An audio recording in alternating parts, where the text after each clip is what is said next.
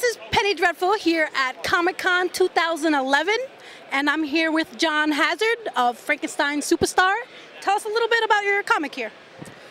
Frankenstein Superstar is a funny horror comic about Frankenstein and his bride living in New York City.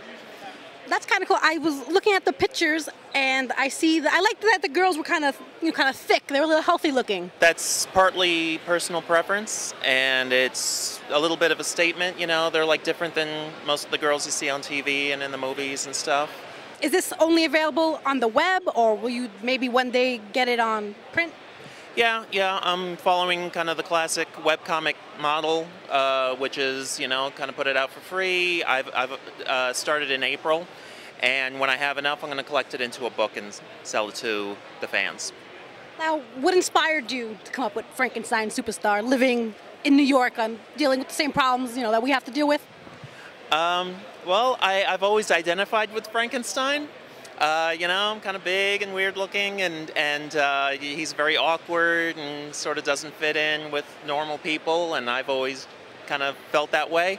And so I felt like I had a lot to say through the character, and I've always just loved him and the movies. Bride of Frankenstein is one of my favorite movies, and it was just a good artistic vehicle for me to be able to talk about both myself and about sort of real world things.